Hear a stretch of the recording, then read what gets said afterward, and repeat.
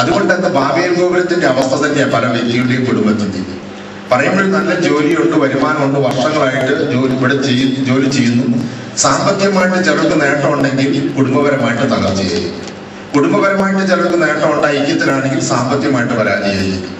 എന്ത് തന്നെയാണെങ്കിലും ഫലത്തിൽ നോക്കുമ്പോൾ 10 രൂപ വരുമാനമുള്ളപ്പോഴത്തെ അവസ്ഥ തന്നെ 10 ലക്ഷം വരുമാനമുള്ളപ്പോൾ സമാധാനം എന്ന് പറയുന്നത് പല വ്യക്തികളിലും വളരെ വിദൂരത്താണ്.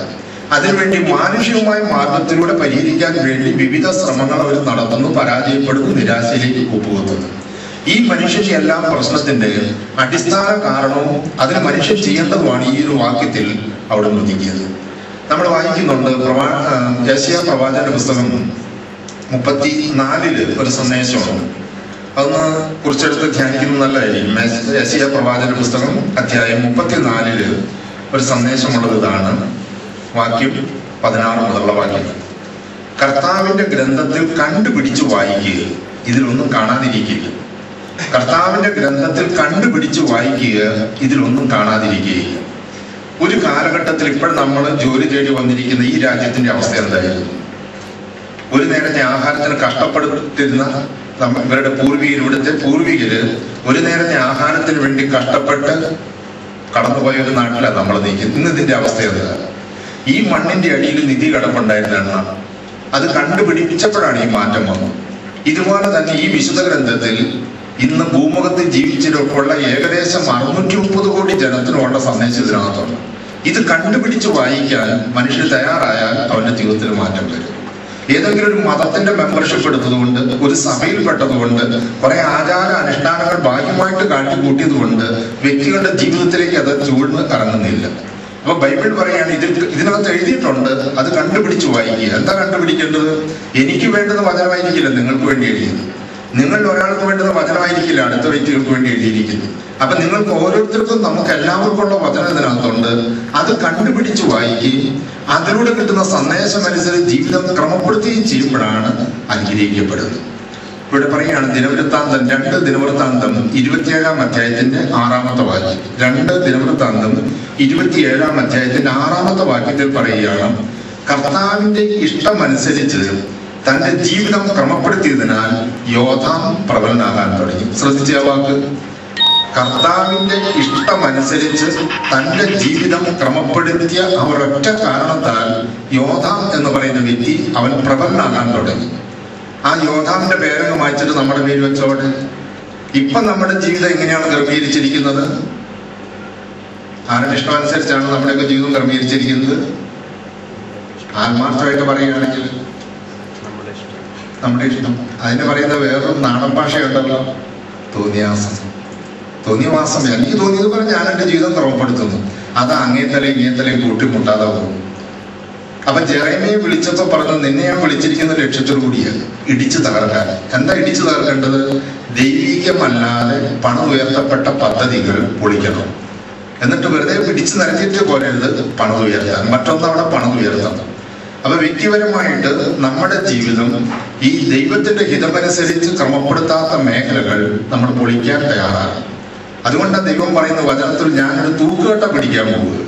തൂക്കുകെട്ടാന്നൊക്കെ പറഞ്ഞാൽ മേസ്ത്രി പണി എടുക്കുന്നവർക്ക് മനസ്സിലാവും. അവർ ഓരോ കല്ലും വെച്ച് നോക്കിയിട്ട് പിന്നെ തൂക്കുകെട്ടിട്ട് നോക്കും. അതെവിടെയും തട്ടുന്നില്ലെങ്കിൽ മോൾ വശം വളഞ്ഞാൽ പോകും. അതുകൊണ്ടാണ് താഴെ ഒരു കല്ലിലും തട്ടാത്തത്. ഒരിടത്ത് തട്ടി നിൽക്കുകയാണെങ്കിൽ ആ കല്ല് കുറച്ചിങ്ങോട്ട് കയറിയാൽ നിൽക്കുന്നത്. അപ്പൊ തൂക്കുകെട്ട് ഇട്ടാൽ തൊട്ടിലും താഴെ വരെ പോകുകയാണെങ്കിൽ കെട്ട് നേരെയാ പോകും. അപ്പൊ വചനമാകുന്ന തൂക്കുകെട്ടിട്ട് നോക്കുമ്പോൾ ദൈവഹിതമല്ലാതെ ഞാൻ പണിത് എവിടെയാണ് എന്ന് എനിക്ക് മനസ്സിലാവും. അപ്പൊ ചിലത് പൊളിക്കുമ്പോൾ കുറച്ച് നഷ്ടം ഉണ്ടാവും. സിമെന്റും അത്രയും സിമെന്റൊക്കെ പോകും, അത്രയും പണിക്കൂലി പോകും, വീണ്ടും അത് പണിയണം. ഈ നഷ്ടം സഹിക്കാൻ തയ്യാറായെങ്കിൽ മാത്രമേ ജീവിതത്തിൽ ഒരു ഐശ്വര്യം നമ്മൾ പ്രതീക്ഷിച്ചിട്ട് കാര്യമുള്ളൂ. Hallelujah, hallelujah. അപ്പൊ പ്രവാചകൻ പറഞ്ഞതാണ്, മാനസാന്തരപ്പെടുവിൻ, ദൈവരാജ്യം സമീപിച്ചിരിക്കുന്നു. അപ്പൊ ബൈബിളിലെ വളരെ പ്രധാനപ്പെട്ട ഒരു സന്ദേശമാണ്, മനുഷ്യൻ, ദൈവത്തിൽ വിശ്വസിക്കുന്ന മനുഷ്യൻ ദൈവരാജ്യം അന്വേഷിക്കണം എന്നുള്ളത് ബൈബിളിലെ പ്രധാനപ്പെട്ട ഒരു സന്ദേശമാണ്. സ്നാപയോഹന്നാന്റെ കാലം കഴിഞ്ഞു, അല്ലെങ്കിൽ സ്നാപയോഹന്നാൻ വഴിയൊരുക്കി, പിന്നാലെ ആരെയും കുറിച്ച് ആർക്കു വേണ്ടി വഴിയൊരുക്കിയോ അദ്ദേഹം കടന്നു വരികയാണ് യേശു ക്രിസ്തു. യേശുവിന്റെ പ്രബോധനം ശ്രദ്ധിക്കുക. മത്തായിയുടെ സുവിശേഷം 4:17. ഈശോയ്ക്ക് മറ്റൊന്ന് പറയാനില്ല, അല്ലെങ്കിൽ മറ്റൊന്ന് പറയാനല്ല സ്നാപയോഹന്നാനെ അയച്ചത്, മറ്റൊന്ന് ചെയ്യാനല്ല യേശു വന്നത്. രണ്ടും ഒന്ന് തന്നെയാണ്. സ്നാപയോഹന്നാൻ മുന്നേ വിളിച്ചു പറഞ്ഞു പോയി, മാനസാന്തരപ്പെടുവിൻ, ദൈവരാജ്യം സമീപിച്ചിരിക്കുന്നു. ആ യേശു വന്നിട്ട് പറയുകയാണ്, മത്തായിയുടെ സുവിശേഷം അധ്യായം 4:17, മാനസാന്തരപ്പെടുവിൻ, ദൈവരാജ്യം സമീപിച്ചിരിക്കുന്നു. ഇതന്നെ ഈശോയ്ക്കും പറയാനുള്ളൂ. ഇതൊരു വ്യക്തിക്ക് വേണ്ടിയോ ഖത്തറിലെ ചെറിയൊരു വീട്ടിൽ ഒരുമിച്ച് കൂടുതൽ ഗ്രൂപ്പിന് വേണ്ടിയല്ല. ഇത് പറഞ്ഞിരിക്കുന്നത് മനുഷ്യകുലത്തിന് മുഴുവൻ വേണ്ടിയുള്ള സന്ദേശമാണ്. ഇതാണ് അടിത്തറ. ഇത് ഉറപ്പായി കഴിഞ്ഞാൽ അതിന്റെ മുകളിൽ നമുക്ക് എത്ര വേണമെങ്കിലും ഉയരത്തിന് പണിയാം. ഇത് ശരിയല്ലെങ്കിൽ നമ്മളുടെ പണി വെറുതെയാണ്. അതാണ് നമ്മൾ കാണുന്നില്ലേ, സങ്കീർത്തനം 127:1 പറയുന്നു, കർത്താവ് നഗരം കാക്കുന്നില്ലെങ്കിൽ പണിക്കാർ, കർത്താവ് ഭവനം പണിയുന്നില്ലെങ്കിൽ പണിക്കാർ പണിത് വെറുതെയാണ്. കർത്താവ് നഗരം കാക്കുന്നില്ലെങ്കിൽ കാവൽക്കാർ ഉണർന്നിരിക്കുന്ന ഭർത്താവ്. 2001 സെപ്റ്റംബർ 11 മുൻപ് ലോകത്തിൽ ഏതെങ്കിലും അല്പം വിവരമുള്ള ഒരു മനുഷ്യനോട് ചോദിക്കാൻ വിചാരിക്കുക, അമേരിക്കയിലെ മൺകെട്ടിൽ ശിരസ് ഉയർത്തി നിൽക്കുന്ന ആ ഇരട്ട ഗോപുരം പുറമേ നിന്നൊരു ശക്തിക്ക് വന്ന് തകർക്കാൻ സാധിക്കുമോ എന്ന് ചോദിച്ചാൽ ഉത്തരം വ്യക്തമാണ്, സാധിക്കില്ല. പക്ഷെ അത് സാധിച്ചു എന്നുള്ളത്. അപ്പൊ ഇതിൽ നിന്ന് ഒരു പക്ഷി പറക്കുന്നുണ്ടെങ്കിൽ അമേരിക്ക അറിയാതെ പറക്കുന്നില്ല. ഇത്രയും ലോകത്തെ മുഴുവൻ അവർ ഉറ്റു നോക്കിയിട്ട് ഇത് വലിയൊരു സന്ദേശമാണ് അതിന്റെ പിന്നിലുള്ളത്. അതിനുശേഷം അമേരിക്കൻ ജനതയിൽ ആധ്യാത്മിക തലത്തിൽ വലിയ മാറ്റം വന്നതാണ്. ഇന്ന് മിക്ക ദേവാലയങ്ങളുടെ അടിയിൽ അണ്ടർഗ്രൗണ്ടിൽ പരിശുദ്ധ കുർബാന എഴുന്നള്ളിച്ച് വെച്ച് 24 മണിക്കൂർ ആരാധന നടക്കുന്നുണ്ട്. ഈ ഒരൊറ്റ കാരണത്താന്ന് ഞാൻ പറയുന്നില്ല, അത് ചിന്തിക്കുന്നവർക്ക് വലിയൊരു തിരിച്ചറിവ്. നമുക്കൊന്നും സുരക്ഷിത അവിടെയേ ഉള്ളൂ. അപ്പോൾ ബൈബിൾ പറയാണ്, ഈശോ പറഞ്ഞതാണ്, മാനസാന്തരപ്പെടുവിൻ, ദൈവരാജ്യം സമീപിച്ചിരിക്കുന്നു. ഇനി ലോകം മുഴുവനും യേശുവിന്റെ ഹിതം, അല്ലെങ്കിൽ പിതാവായ ദൈവത്തിന്റെ ഹിതം, ക്രിസ്തുവിന്റെ ഹിതം ലോകം മുഴുവൻ എത്തിക്കാൻ വേണ്ടിയാണ് അവിടുന്ന് അപ്പോസ്തലന്മാരെ തെരഞ്ഞെടുത്തത്. ലോക ജനതകളിൽ നിന്ന് 12 പേരെ വേർതിരിച്ചത് പിതാവിന്റെ ഹിതം എന്താണോ, പുത്രന്റെ ഹിതം എന്താണോ, പരിശുദ്ധാത്മാവിന്റെ ഹിതം എന്താണോ, ദൈവഹിതം എന്താണോ, ഇത് ലോകം മുഴുവൻ എത്തിക്കാൻ വേണ്ടിയാണ് അപ്പോസ്തലന്മാരെ തെരഞ്ഞെടുത്തത്. ഇവർക്ക് കർത്താവ് വിഷയം കൊടുത്തിട്ടുണ്ട്.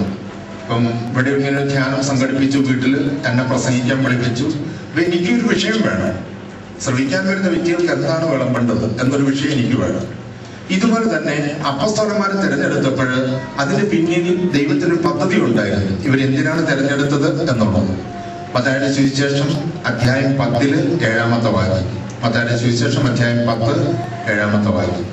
അവിടെ പറയുകയാണ്, പോകുവിൻ, നിങ്ങൾ പോകുമ്പോൾ ദൈവരാജ്യം സമീപിച്ചിരിക്കുന്നു എന്ന് പ്രസംഗിക്കുവിൻ, അവിടെയുള്ള രോഗികളെ സുഖപ്പെടുത്തുവിൻ. നിങ്ങൾ പോകുവിൻ, അപ്പോസ്തലന്മാരോട് കൽപ്പിക്കുകയാണ്. അതിന്റെ അടിത്തറ സന്ദേശം ലക്ഷ്യം ഇതാണ്, നിങ്ങൾ പോകുവിൻ. പോകുമ്പോൾ നിങ്ങൾ ചെയ്യേണ്ടത്, നിങ്ങളുടെ പ്രസംഗം വിഷയം ഇതായിരിക്കണം, ദൈവരാജ്യം സമീപിച്ചിരിക്കുന്നു എന്ന് പ്രസംഗിക്കുവിൻ, അവിടെയുള്ള രോഗികളെ സുഖപ്പെടുത്തുവിൻ. ഇതാണ് അപ്പോസ്തലന്മാർക്ക് കൊടുത്തിരിക്കുന്ന കൽപ്പന. ഇനി സാധാരണ മനുഷ്യർക്കുള്ള നിർദ്ദേശം എന്താണ്? നമ്മളെപ്പോലുള്ള സാധാരണ മനുഷ്യർക്ക് മത്തായിയുടെ സുവിശേഷം 6-ാം അധ്യായത്തിന്റെ 33-ാമത്തെ വാക്യത്തിൽ ഈശോ പറഞ്ഞു, നിങ്ങൾ ആദ്യം ദൈവത്തിന്റെ രാജ്യവും നീതിയും അന്വേഷിക്കുവിൻ, അതോടൊപ്പം മറ്റുള്ളവയെല്ലാം നിങ്ങൾക്ക് കൂട്ടിച്ചേർത്ത് നൽകപ്പെടും. നമ്മളൊക്കെ ഓർമ്മ വെച്ച കാലം മുതൽ ഈ തിരുവചനം കേൾക്കുന്നതാണെങ്കിലും മനുഷ്യൻ എപ്പോഴും അവനവന്റെ പ്രശ്നങ്ങളാണ് തമ്പുരാന്റെ തിരുമുമ്പിൽ അവതരിപ്പിക്കുന്നത്. അത് കടലിന്റെ സ്വഭാവം പോലെ തിരമാലകൾ ഉണ്ടാകും. ലോകാരം കടലുണ്ടായ കാലം മുതൽ തിരമാലകൾ ഉണ്ടായിട്ടുണ്ട്. മനുഷ്യനുണ്ടായ കാലം മുതൽ മനുഷ്യന് പ്രശ്നങ്ങൾ ഉണ്ടായിട്ടുണ്ട്. അത് അവസാനത്തെ മനുഷ്യനെ ഭൂമിയിൽ ജീവിച്ചിരിക്കുമ്പോൾ അവന് പ്രശ്നങ്ങൾ ഉണ്ടാകും. അത് ആർക്കും ഉണ്ടാകും. അത് ലോകത്തിന്റെ പ്രത്യേകതയാണ്. പക്ഷെ ഈ പ്രശ്നങ്ങളെ തരണം ചെയ്യുന്നത് വ്യത്യസ്ത വ്യക്തികൾ വ്യത്യസ്ത രീതിയിലാണെന്ന് മാത്രം. കടലുണ്ടായ കാലം മുതൽ ഞാൻ പറഞ്ഞ തിരമാലകളുണ്ട്, പക്ഷെ മനുഷ്യൻ കടലിൽ പോകാറുള്ളൂ. ചില വ്യക്തികള് 90% വ്യക്തികള് ആർത്തിരമ്പുന്ന ആ തിരമാലകളുടെ മീതെ കൂടി അവർ കടന്നു പോകാറുണ്ട്. ചുരുക്കം ചിലര് തിരമാലകൾ മുങ്ങി മരിക്കാറുള്ളൂ. ഇതുപോലെ തന്നെ മനുഷ്യര് ചിലര് പ്രശ്നങ്ങളുടെ മേലെ അതിജീവിച്ച് മുന്നോട്ട് പോകുമ്പോൾ ചിലര് പ്രശ്നങ്ങളുടെ അടിയിൽപ്പെട്ട് ഞെരുങ്ങി പോകാറുണ്ട്. അപ്പൊ നമ്മളെപ്പോഴും നോക്കുന്നത് നമ്മുടെ പ്രശ്നങ്ങളാണ് തമ്പുരാന്റെ തിരുമുമ്പിൽ അവതരിപ്പിക്കുന്നത്. പക്ഷെ ബൈബിൾ മറ്റൊന്നാ പറയുന്നത്, ഈ പ്രശ്നങ്ങൾ നമ്മുടെ കാൽക്കീഴിൽ, തിരമാലകൾ നമ്മുടെ കാൽക്കീഴിൽ അമരാനുള്ളതേ ഉള്ളൂ. അതിന് നിങ്ങൾ വലിയ കാര്യമായിട്ട് എടുക്കേണ്ടെന്നാണ് ബൈബിൾ പറയുന്നത്.